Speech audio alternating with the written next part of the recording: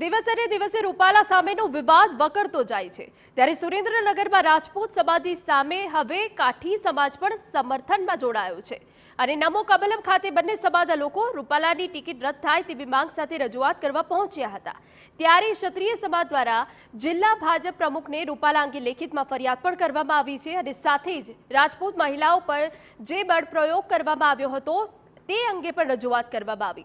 હવે આવનારા દિવસોમાં જોવાનું એ રહ્યું કે ભાજપ દ્વારા રાજકોટથી રૂપાલાની ટિકિટ રદ કરવામાં આવે છે કે કેમ તે જોવું રહ્યું। હવે તો અમે એક મન બનાવી લીધું છે કે હવે કાં ભાજપે તમને કોને 22 કરોડ રાજપૂતને હાચવવાના છે, કાં પરસોત્તમ રૂપાલાને હાચવવાના, બેમાંથી એ લોકોએ સિલેક્શન કરવાનું। અમારી પાસે તો કોઈ આના સિવાય બીજો વિકલ્પ જ નથી।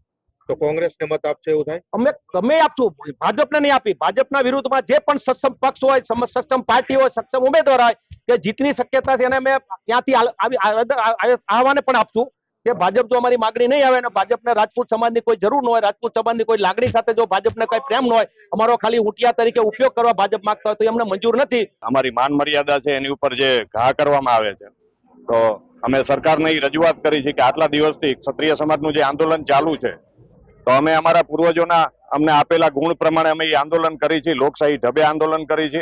આજ અમે આ દેશની એક એક જ્ઞાતિ, એક એક પ્રજાનો અમે વિચાર કરી છે। અમે કોઈ રોડ નથી રોક્યા, કોઈને અડચણરૂપ થાય એવી રીતે અમે આંદોલન નથી કર્યું, પણ આજ અમને ઉશ્કેરવા માટે થઈને અમારા બેન દીકરી ઉપર જે મર્યાદાની બહાર જઈને બળ પ્રયોગ કરવામાં આવે છે એનો વિરોધ કરવા અમે આજ કમલમમાં આવેદન પત્ર આપ્યું છે।